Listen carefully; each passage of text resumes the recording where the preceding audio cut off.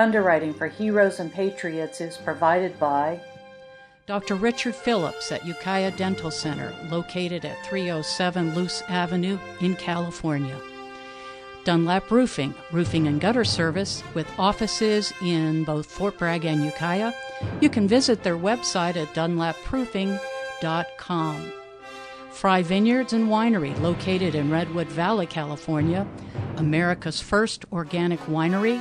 Great local wines with no added sulfites produced biodynamically on the web at frywine.com, and that is F-R-E-Y, wine.com.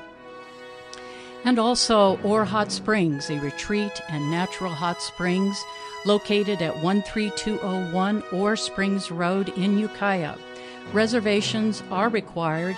You may do so by calling 707-462-6277 or on the web at orehotsprings.org. Heroes and Patriots is hosted by John Sakowitz and Mary Massey. We invite listeners to send in questions for our guest. You may do so at a Gmail account, heroesandpatriots@gmail.com. Today is Monday, June 26th. We are broadcasting live from the Mendocino Environmental Center as we do each week. The center is located in downtown historic Ukiah. I'd like to thank our two summer interns, if I might, Patrick Swift, who is located here in Ukiah, and Elliot Herskovitz-Hale, who is living in San Francisco. Special thanks also to Margie Henderson, who has been helping out in the studio this morning.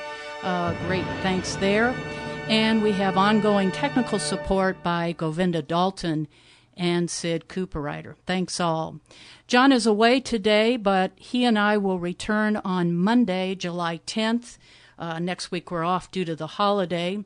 Each week, 1 p.m. Pacific time for our next show, so we hope that you will tune in then. And I wanted to also mention that if shows are missed, you can visit our archive on kmecradio.com, which is the website. Look under programming, and then you will see politics and news.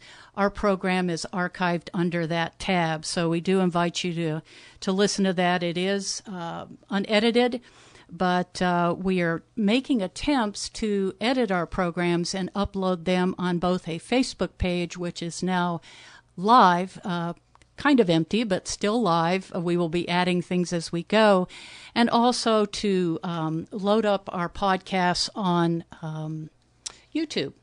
So that is some of the housekeeping. We have a first-time guest today. His name is Kani Xulam, and he is born in Kurdistan. He has studied international relations at the University of Toronto and holds a BA in history from the University of California, Santa Barbara. And he also holds an MA in International Service Program from American University.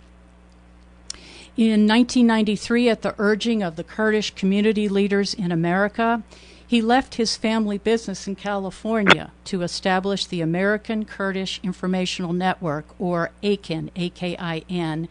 We'll talk more about that in the program. It is a nonprofit organization dedicated to fostering Kurdish-American understanding and friendship. In his capacity as AKIN's director, Mr. Xulam has worked closely with members of U.S. Congress and their staff to seek the freedom of Kurdish parliamentarians imprisoned in Turkey.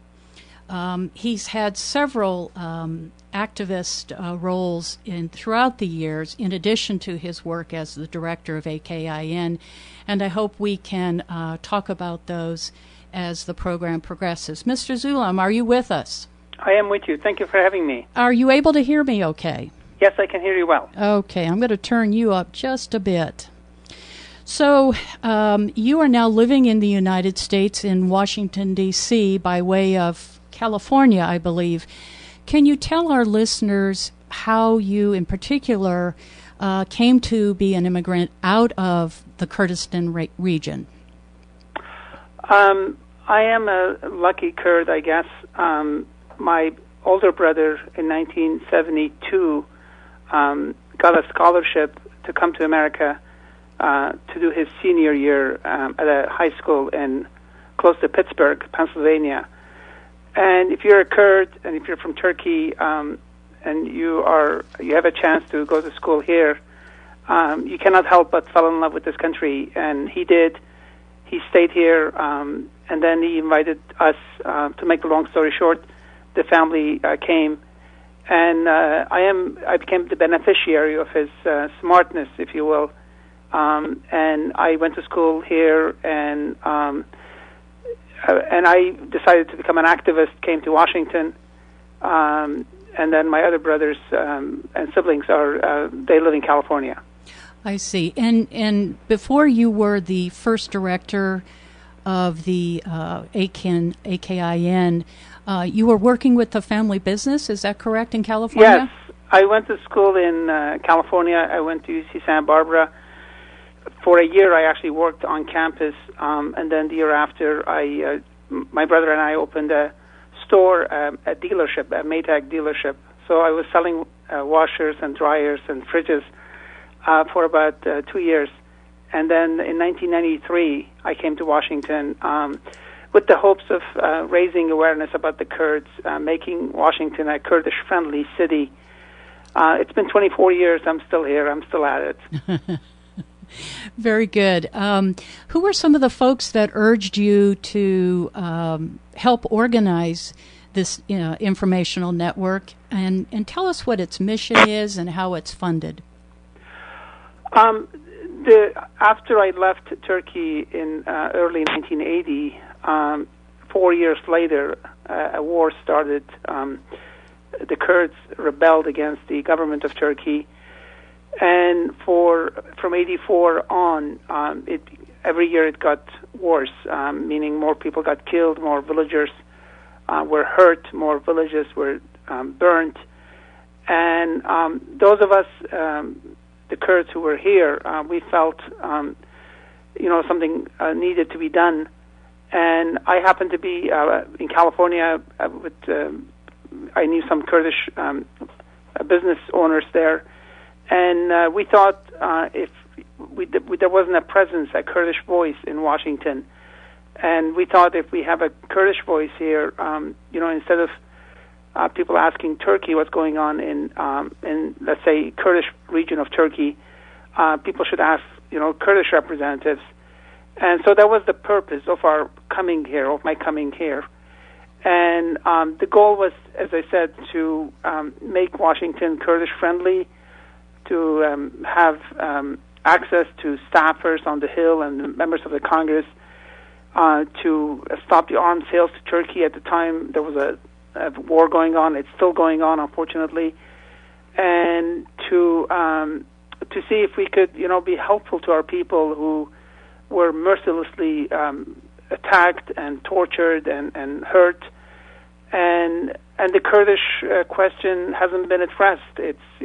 We're talking about 30 to 40 million people in the middle of the Middle East who don't have a state of their own, who are sometimes their language is banned, sometimes they're subject to chemical weapons. It's a deplorable situation, and it's a question that needs to be addressed.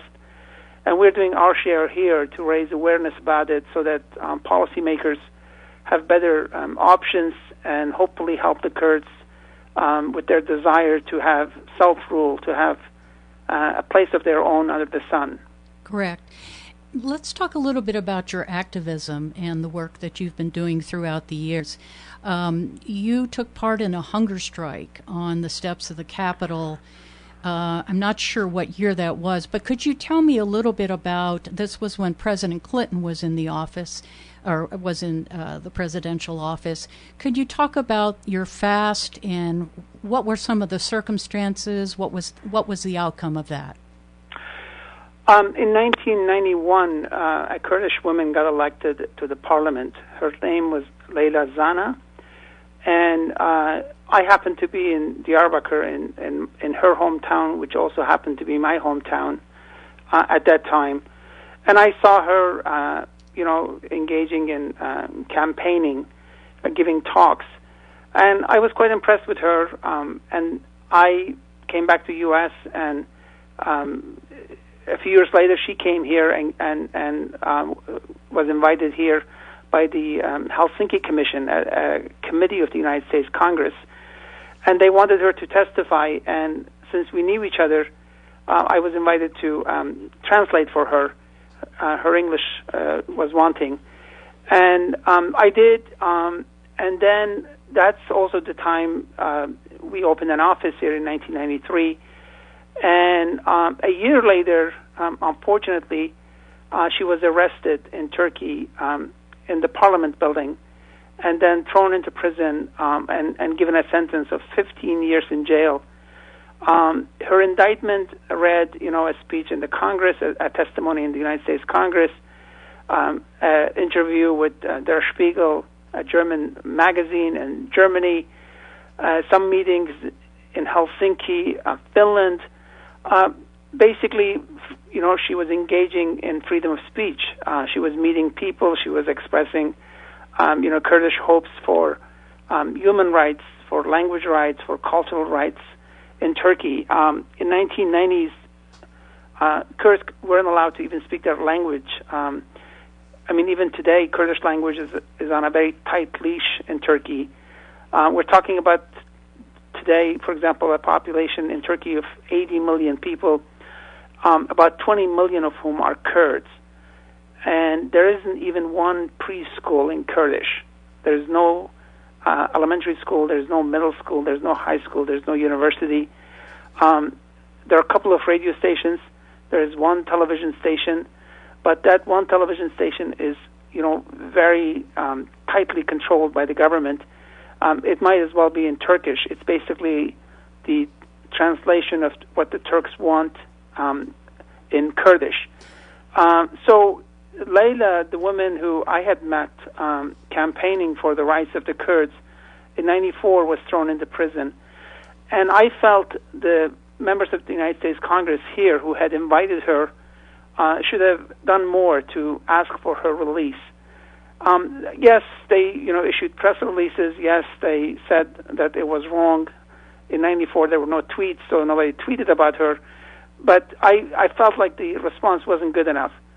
I met with a number of Kurdish friends, and I had in college had been exposed to Mahatma Gandhi and his nonviolent tactics, his fasts, his salt walk, and I said, maybe we could do some of that here and see maybe it would resonate and it would get this woman out of jail. So on the anniversary of her election to the parliament, we undertook a hunger strike on the steps of the United States Capitol. And how many were there? How many participated? There were 6 of us. Okay. 4 Kurds and 2 Americans actually also joined us. Wow. And fasting is not a light matter. We went to Physicians for Human Rights to see if they would help us monitor us, and the Physicians for Human Rights they put us in touch with one of their members in Washington D.C., Dr. Michael Newman, who I've become friends with since. He told us he would be happy to help us, but he didn't want us to go on a death fast. He was under oath not to harm people. Mm-hmm. And we said, our purpose was not to die per se, but our purpose was to highlight the situation of this woman who had been imprisoned. And it wasn't just her. There were actually at the time 5 other members of the parliament in jail. But she had gotten 15 years in jail. And mind you, right now there are 12 members of the Kurdish members of the parliament in jail too, 24 years later, 23 years later. But that's another matter. We could perhaps visit that towards the end of the program. Correct. And then, so we did the fast. The physicians, Dr. Newman came and visited us every other day to make sure that we followed his. We were basically put on a Gatorade diet. So for 24 hours a day, 7 days a week. I did personally mine for 32 days. for 32 days, I was on a Gatorade diet. I don't weigh very much, but I lost 15 pounds. And we had a letter in the Congress. We were trying to see if we could get 218 members of the Congress on board, which would mean that we could actually introduce a resolution after that could be perhaps binding. So we were testing the waters, if you will. Mm-hmm. We had about 100 members on board with our letter, asking President Clinton to use his, good office, his the White House, to release this woman, to ask for this woman's freedom. And when we started the fast, we had about 100, and then the fast lasted 40 days. In those 40 days, we were able to get 53 more members on board. We had about 38 members of the Congress actually visit us on the steps. We had 12 of them speak from the well of the Congress. So we were able to generate some publicity. We were able to highlight her plight. And then President Clinton, to his credit, asked the government of Turkey to release this woman in 1997. 1997, yes. And we later found out that, government of Turkey had sent an emissary to the prison and asked Layla, our friend in prison, to feign illness, and then they would release her on humanitarian grounds. Well, Layla says she wasn't ill; she was well. She just and she didn't want to play games. She didn't want to feign illness for a country that disrespected human rights. She was in jail for a purpose, and she wanted to serve that purpose. She wanted to be truthful to that purpose, and so we couldn't get her out of jail, unfortunately. So she ended up serving, at the time she was in jail for 3 years. She ended up serving 7 more years. And European Union nudged Turkey to release her in 2004. And that's when she was released from prison. So EU had more leverage over Turkey than, unfortunately, President Clinton did. And so that's the reason we were fasting on the steps of the United States Capitol. Very good. And you've had some other advocacy work, and I wanted to mention the film, a documentary that has been prepared, Good Kurds, Bad Kurds, No Friends But the Mountains. It's a film that Stephen Holden, the New York Times, praised as it delves deeply into the history and politics of Kurdistan. Has that now been released? Yeah, that movie came out actually 2000. Okay, so it's out. Public libraries have it, and I don't know if Netflix has it, but I also know that somebody recently had posted on the YouTube, so people actually could Google it and on YouTube or search for it, and then they will find it. It's a 79-minute film. It talks about basically U.S. foreign policy towards the Kurds of Turkey versus the Kurds of Iraq. The Kurds of Turkey, unfortunately, are the bad Kurds because for a long time, because of NATO, U.S. basically turned its back on the Kurds and let Turkey do whatever it wanted to do with the Kurds. And that hasn't changed, unfortunately. Kurdish villages are still being destroyed. Kurdish towns are being destroyed. Kurdish politicians are in jails. For a long time, it was done by military dictatorships, by secular Turks, if you will, followers of Ataturk. But now we have a different government in Turkey in power, a Muslim government. And for a while, from 2013 to 2015, for 2 years, there was no fighting, and they were talking, and unfortunately, the talks came to an immediate halt in July of 2015, and an ugly war has started again. So, as we speak, there's a war going on. Turkish government is attacking Kurdish villages, is attacking Kurdish guerrilla hideouts, and Kurdish guerrillas are attacking Turkish army posts. But the film talks about basically U.S. foreign policy during Clinton administration towards Turkey when it gave Turkey all kinds of weapons that Turkey wanted. And then it talks about Iraqi Kurdistan or Iraqi Kurds when the U.S. Was helping them to fight Saddam because Saddam was not doing what the U.S. wanted him to do. Mm-hmm. Mm-hmm. And there's one other, you kept a vigil, around-the-clock vigil for 221 days. Tell us about that. It's on the steps of the ambassador's residence in Washington, D.C. That's right. D.C. That was at the Sheridan Circle. If people know Washington, it's on Massachusetts Avenue.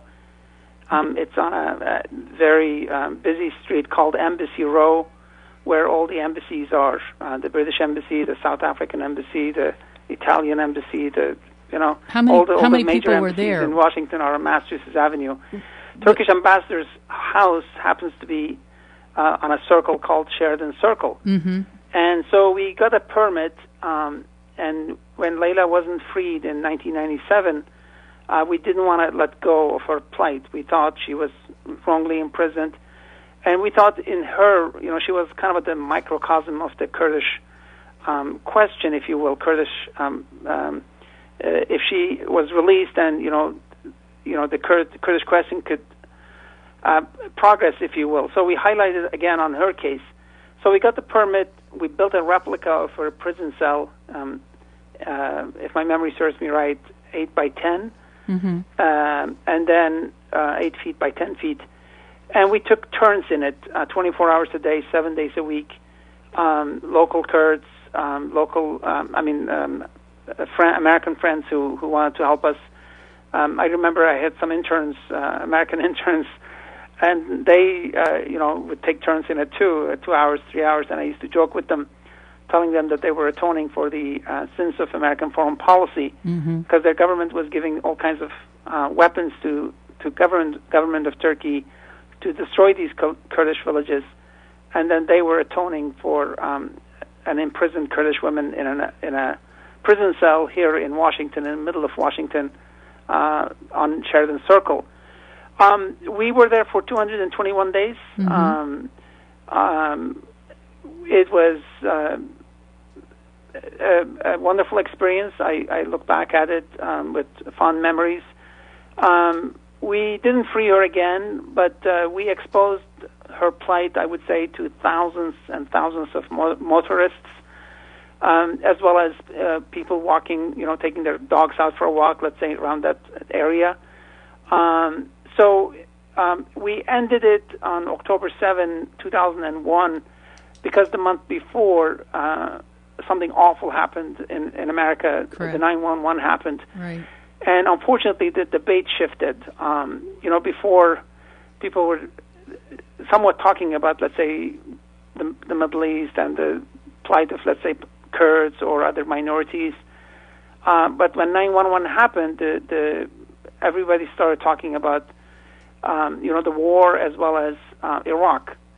And so we ended it. We also got, unfortunately, attacked. Some people thought we were Arabs. Not that Arabs should be attacked, mind you, but somehow people were so angry at what had happened that they just equated us with our oppressors, unfortunately. And so on October 7, 2001, we ended it after 221 days. A vigil that I was happy to say that we were inspired by Gandhi's example to speak truth to power and then to make progress by foregoing our own comforts. I mean, the world is suffering from an abundance of violence, and we thought we don't need to add to it. We could just say we're willing to forego our comforts to make to set a different standard, and then to nudge our oppressors to feel their humanity, to make the world a better place for not just themselves, but also to include the oppressed. If you've just tuned in, we are speaking with Kani Xulam, who is was born in Kurdistan, is now living in Washington, D. He is the director of the American Kurdish Information Network, or AKIN, A-K-I-N, and we are speaking about some of the past goings-on here in the United States, but we will also be talking about some of the events that have occurred in the Middle East. You mentioned earlier that there is no Kurdistan state, a formal state. Do you suppose that's because, I mean, I know that in after World War I there was a treaty drafted, or I thought was accepted, to give Kurdistan its own statehood. And for those that don't know, Kurdistan region is comprised of parts of 4 or 5 different countries. What do you suppose is the one thing that has kept this now almost 100 years later, the lack of statehood for Kurdistan? Well, the first treaty was an agreement between 2 diplomats, one representing France, George Picot, and the other one representing Great Britain, Mark Sykes. So the treaty is known as Sykes-Picot Treaty. Mm-hmm. And they put their minds together and they came up with a plan to carve up the Middle East, to partition the Middle East between Britain, Great Britain, and France, because they were they thought they would win the war, and they did win the war. So they ended up creating countries like Iraq, like Jordan, like Syria, like Lebanon, out of thin air, if you will. I mean, for example, Iraq was created in Cairo by Winston Churchill and his colleagues, if my memory serves me right, on March 13, 1921. And he never even, went to this country called Iraq. But he didn't mind, for example, subjugating 20% of the Kurds to 80% Arab majority, which has become, an intractable question or an issue of majority oppressing minority, Arabs dominating Kurds since the inception of the state of Iraq. But as far as Kurdistan is concerned, it was basically partitioned between 4 countries: Syria, Iraq, Iran, and Turkey. For example, the Berlin to Baghdad railroad that crosses parts of it that crossed Turkey to Iraq became the border between Turkey and Syria. So if there was a city on 2 sides of railroad tracks, as there were some cities, the ones on the south became Syria, and the ones in the north became Turkey. I mean, neighbors couldn't visit each other overnight because of this treaty. And then there was another treaty called Treaty of Sèvres, and during that treaty, a truncated Kurdistan was to be created to be a mandate of League of Nations, and then a year later, the Kurds were to vote if they wanted to be free. But that Treaty of Sèvres was superseded by the Treaty of Lausanne on July 24, 1923, and that treaty basically put an end to the establishment of Kurdistan. Was there pushback from Republic of Turkey, which that's was, right? Yeah, that treaty was thrown to the ash heap of history, if you will, by Kemal Atatürk, who managed to get the backing of the conservative Kurdish tribal leaders. He promised them the Armenian lands that had been. There was a genocide of Armenians. About 82% of Armenians were killed between 1915 and 1923, and their lands. Most of their lands were in the Kurdish area, like in what's today called Kurdish areas of Turkey, and so Ataturk promised them these lands. He said, "Okay, if you back me, then these lands could be yours." And unfortunately, they backed him. And then, after Ataturk won the War of Liberation, and he got the consent of the Kurds, he did 180, and then he banned their language, and he banned our language, and he banned our culture. And he decided to assimilate all the Kurds and deny the very existence of the Kurds. And so that has become a festering wound between the Kurds and the Turks. What was the response of the Allies, France and Britain and U.S.? Woodrow Wilson was president at that time. The Great Britain, the U.S. actually was observant at the Treaty of Lausanne. Great Britain, Italy, France, they made sure that the minority people like Armenians and Greeks and Jews could speak their language and could have schools in their language. And they actually insisted on the same rights for the Kurds. But the Turkish leaders said, no, Kurds are Muslims. They're like mountain Turks.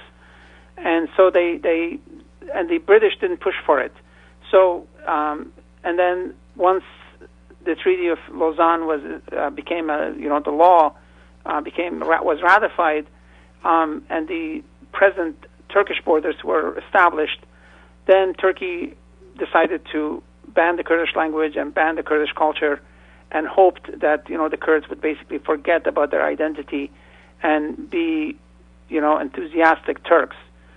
And we haven't become enthusiastic Turks because we want to hold on to our language. We want to speak our practice our culture. We don't mind having Turks as our neighbors, but we resent it that there are overlords and telling us what to do, what to speak, how to sing. It's been a festering wound from 1924 till 2017. Yeah, 97 years or so. Wow. Do you feel that? So it sounds like it was more that the Allies didn't follow through, and that they were pressured by Republic of Turkey. Is that a fair statement? Well, the Allies didn't push through because there was another reason for Allies' conspiracy, if you will, or consent, if you will. In 1908, Great Britain switched to oil. Its navy used to use coal, and they had found out that Iraqi Kurdistan has oil fields. So they just wanted to bury the Kurdish question because they thought if British Navy needed oil, they used to buy it from America. They said then they could have a source of their own inside Iraq, and then they decided to not go for an independent Kurdistan, or not. They tried to basically suppress it too, or not raise it, or just hope that it would go away. And it just hasn't gone away. It's today we're talking about 30 to 40 million people thirsty for their basic human rights. Thirsty for a preschool. In this day and age, just to give you a contrast. In Iraqi Kurdistan today, we have thousands of preschools that are in Kurdish, thousands of elementary schools, thousands of middle schools, several dozen community colleges and universities, and there are 5 million Kurds living in Iraq, and we have 20 million Kurds living in Turkey, and we don't even have one preschool in Kurdish. For a long time, you couldn't even name your child with a Kurdish name. Now that absurd law has been lifted, and for a long time you could actually be punished for speaking Kurdish. That absurd law has been lifted too. Now you can speak Kurdish outside, but you're not allowed to have a Kurdish school. You're not allowed to have a Kurdish university. You're not allowed to have a Kurdish radio station. You're not allowed to have a Kurdish television station. I see. Let's move forward to events that happened recently this past May in Washington, D.C. President Erdogan from the Republic of Turkey was visiting with President Trump in Washington, and there were some events that I would like you to tell us about. First of all, were you personally involved in the peaceful protest at Sheridan Circle? I was one of the organizers too, in the sense that I promoted the event.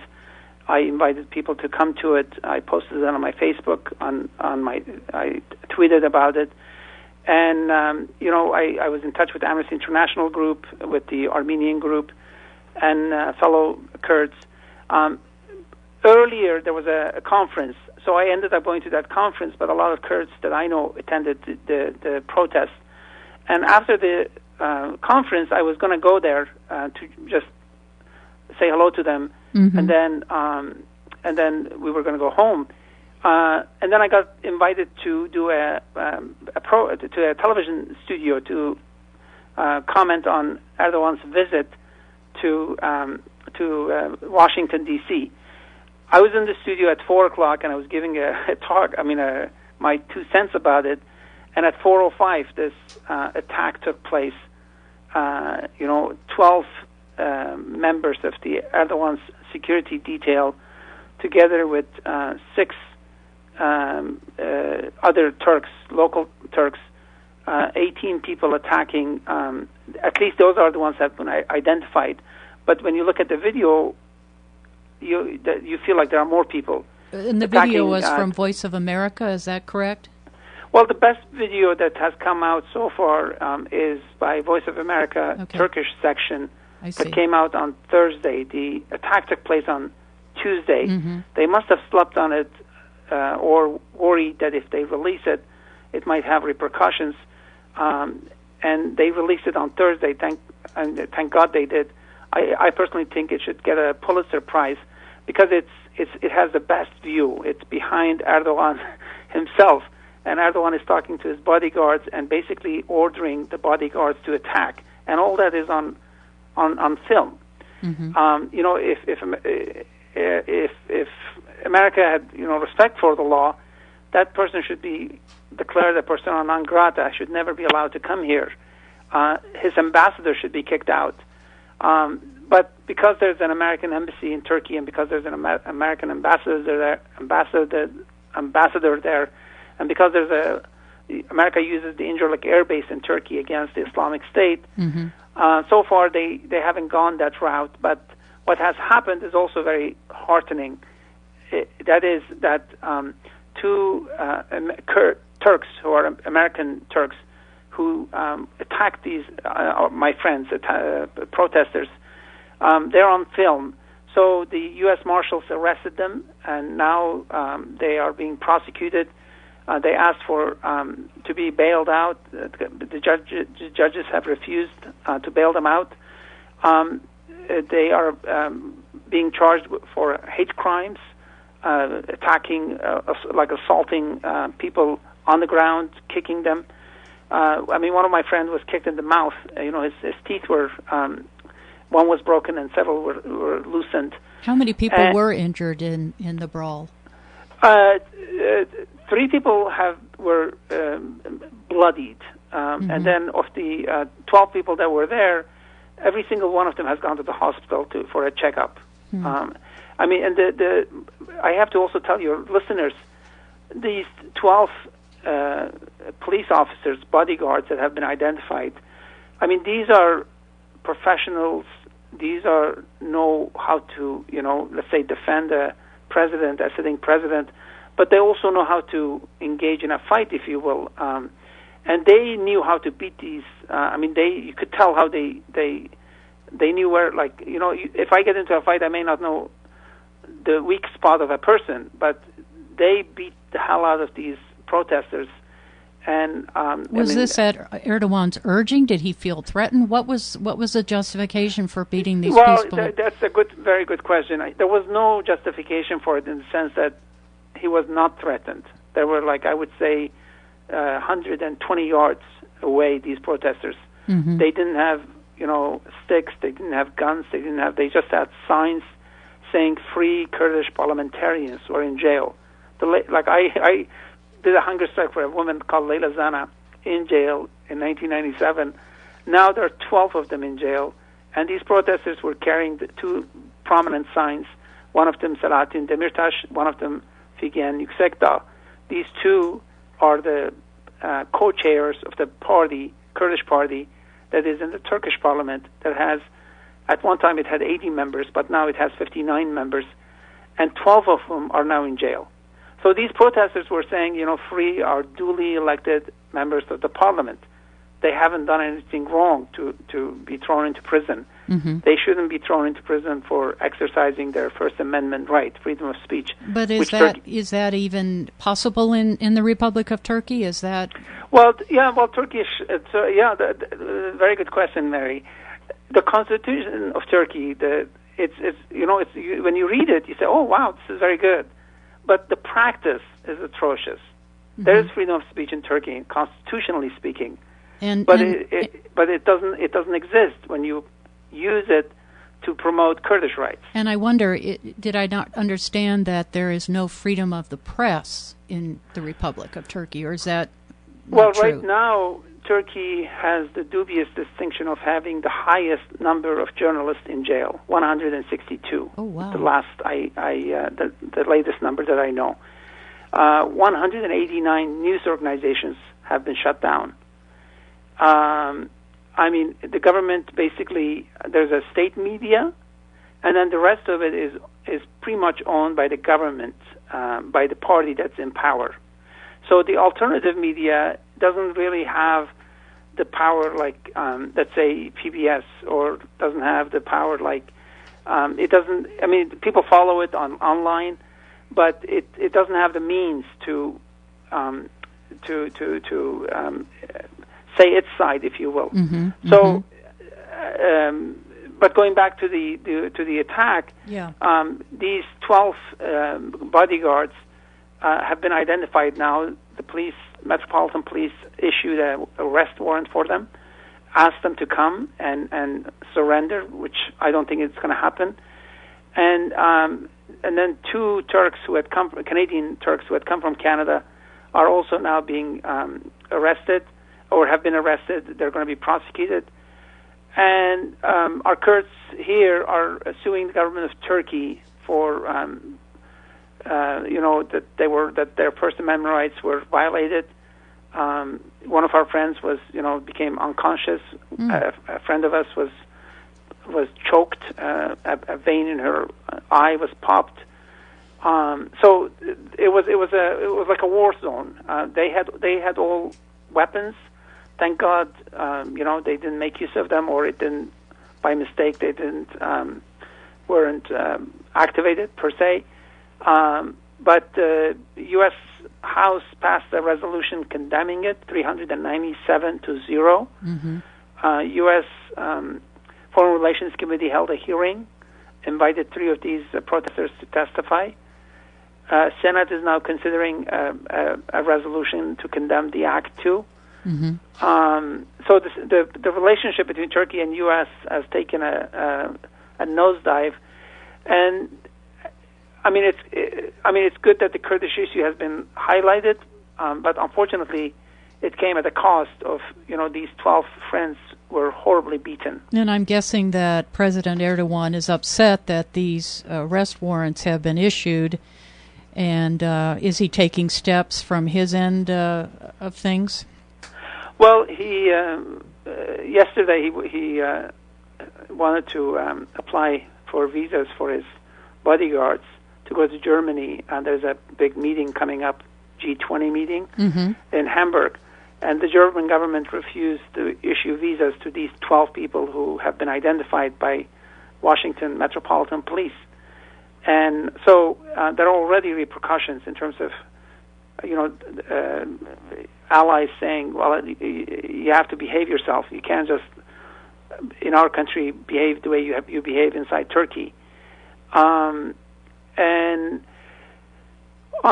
Here, at least on our part, the Kurdish community here, we have been nudging the U.S. government and the congressional leaders to declare the ambassador persona non grata, to send a message, and then also to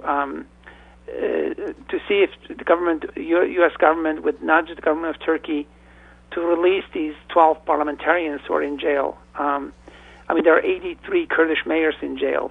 There are 5,000 Kurdish municipal workers have been given pink slips, and all that has happened because Erdogan now basically acts like a sultan, and he says he has the right to do that because on July 15, 2016, there was a military coup in Turkey.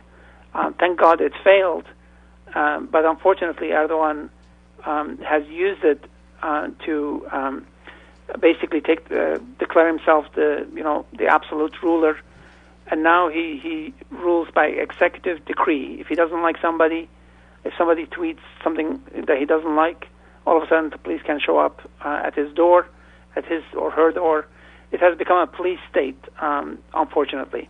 Right. President Erdogan served both as prime minister in the past and then the president, and I understand that in April he won a referendum that could allow him to be in office until 2029.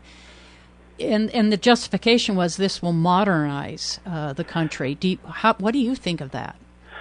Well, it's actually he could technically rule the country until 2034. Wow. And he came to power in 2002. His party won, and then he became de facto. He was de facto prime minister in 2002. Mm-hmm. He became de jure prime minister in 2003. Until 2034, that would be like 32 years. Imagine Franklin Delano Roosevelt staying in office till 1964. Mm-hmm. That's how long it would be, from 32 to 64. Mm. And that's how much he wants. He wants to hold on to that seat. He wants to stay in power. If you ask him, he says, I know what's good for my country. My people need me. And without me, the country would fall apart. But every dictator says that, and every dictator finds out that the country really doesn't need him. It's him that he has this delusion that he thinks the country needs him. Well, what's going to happen to the current prime minister there? Barzani, I think his name is? No, the current prime minister is Binali Yildirim. Oh, okay. He unfortunately voted for the abolishment of his post. He's a puppet of Erdogan. The president now is, by constitution, it's a very ceremonial post. It's the head of state going to state funerals, maybe welcoming some foreign guests. Mm-hmm. The prime minister had all the power, constitutionally Correct. Speaking. But now but even before this referendum, he acted like a absolute ruler. Partly because in Turkey, the way the parties elect deputies to the parliament is the head of the party makes a list. So Erdogan has made a list of who should be in the Turkish parliament. In America, for example, if there's an election in a district, you have a Republicans running for that seat, and you have a Democrat running for that seat, and it's a local district deciding, which should be in the American House of Representatives. Whereas in Turkey, Erdogan decides the list of people that should run, and then it's winner take all, and its majority becomes in the district becomes the representative. And so he knows every single one of the deputies. Every single deputy owes his seat to him, mm-hmm. because he put that on the right order on the big list. And so he's now running the country like it's like a sultan, like an Ottoman pasha, padishah, and it's not good. It's not good for democracy. It's not good for freedom of speech. It's Turkish jails are filled with civil servants. As I said, right now is Turkey has passed Iran and China in terms of putting journalists in jail.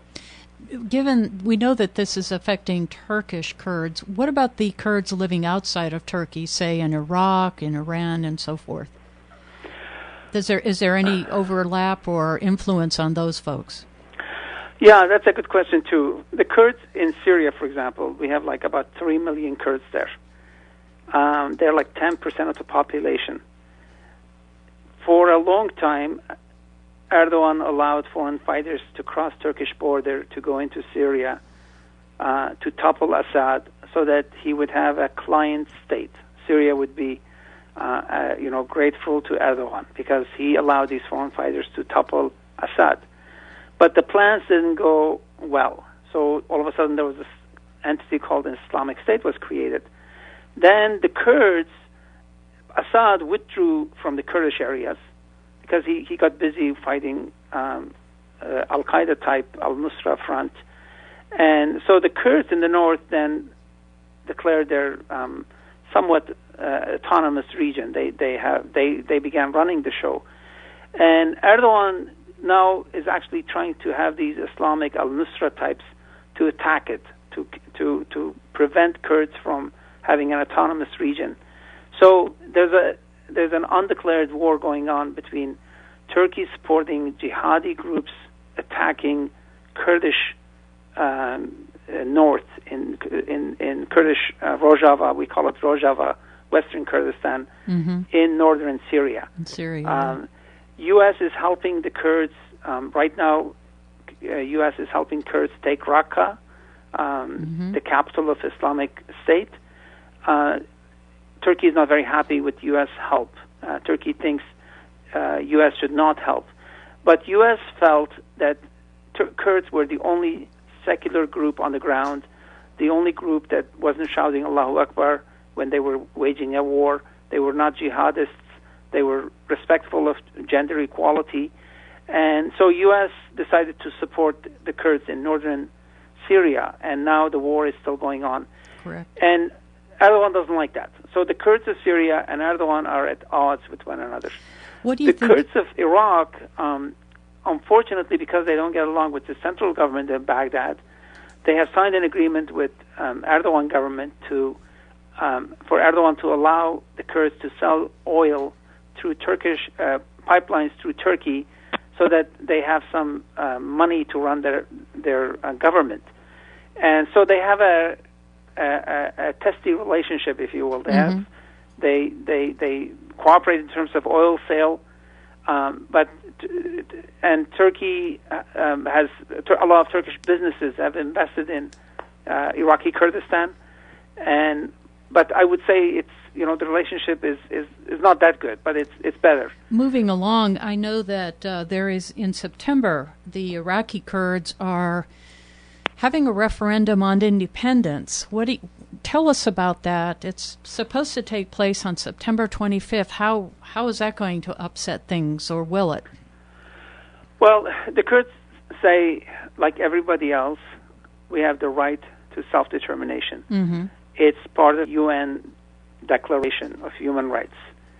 Every nation on earth has their own place under the sun. What is wrong, that when we ask for it, all hell breaks loose. Correct. So there's that constant back and forth. Central government in Baghdad, in Iraq, is weak. So the Kurds feel like maybe this is the right time to declare their independence. This referendum, which will take place on September 25, is not binding. I mean, the Kurds are not going to wake up on September 26. My hunch is 90%, 95%, 98% will vote yes for it. They will not wake up in a free and independent Kurdistan, even though it will be a small one, a New Jersey size. Mm-hmm. But they want it. So they think if they get that strong backing, then they will try to work out their differences with central government in Baghdad and see if they could have an amicable, peaceful divorce, the way Slovaks and Czechs had it in 1990, I believe, 2 or 93. So that's the goal for the Kurds. Our neighbors don't want it.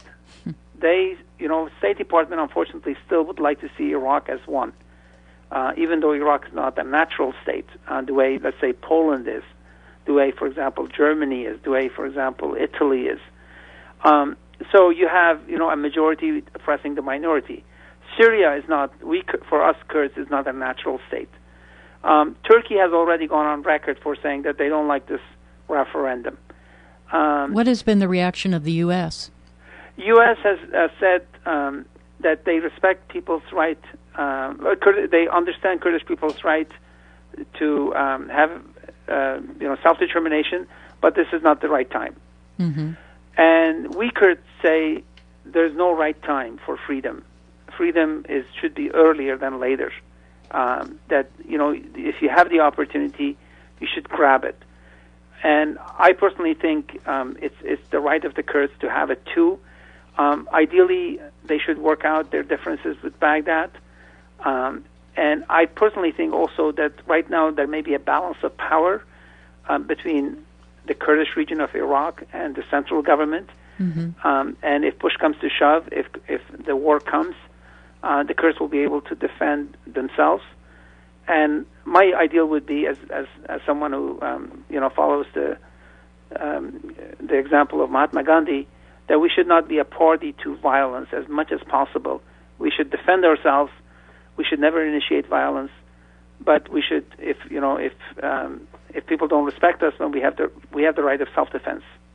Mr. Xulam, where can people learn more about your work as both activist and advocate for the Kurdish people? How can they get involved if they should so choose? They could go to my website, Kurdistan.org. I'm in Washington, D.C. If they want to get involved, they could shoot me an email. They could follow me on Facebook. My office has a website called Free Kurdistan. They could, if they're college students, I would urge them to write papers on the Kurds, because when you write a paper, you end up learning quite a bit. You don't forget the plight of the Kurds then. If you are in the city government or elected representative governments, please get in touch with me. I would love to pass a resolution in the Congress that says the U.S. Congress respects and accepts the right of Kurdish people to self-determination. I think we have plenty of work to do. I've been at it, as I said, for over 2 decades, and Kurdistan is not free yet. Correct. Well, we would love to have you back at another time to certainly give us an update after September and some of the events going on. It sounds like things are heating up between Turkey and the United States and other countries. So we hope that you will come back, and we do thank you for joining us today. My guest has been Kani Xulam, and we have been so delighted to have you this first time on our show. Thank you, Mary. Thank you so much for having me. All right, you bet. Take care. Thank you. So, that was our show for today, and I want to thank again Margie Henderson for her assistance with today's show. Again, our summer interns, Patrick Swift and Elliot Hershkovitz-Hale, and ongoing technical support by Govinda Dalton and Sid Cooperrider. We broadcast each week live from the offices of the Mendocino Environmental Center, also known as the MEC. Heroes and Patriots is a show about national security, intelligence, and foreign policy. I hope you will join us in 2 weeks. That's on July 10th, when John returns for another program about Heroes and Patriots. Underwriting for Heroes and Patriots was provided by Dr. Richard Phillips at the Ukiah Dental Center, located at 307 Luce Avenue in Ukiah. Visit their website at ukiahdental.com. Dunlap roofing and gutter service with offices in both Fort Bragg and Ukiah. Their website is dunlaproofing.com. Fry Vineyards and Winery, located in Redwood Valley, California. America's first organic winery. Great local wines with no added sulfites, produced biodynamically on the web at frywine.com. And finally, Ore Hot Springs, which is a natural hot springs and retreat located at 13201 Ore Springs Road in Ukiah. Reservations are required due to popularity. Please call 707-462-6277 or visit their website and make your reservations at orehotsprings.org. Heroes and Patriots is hosted by John Sakowitz and Mary Massey. We look forward for you tuning in again in 2 weeks, and have a great 4th of July. Thank you so much.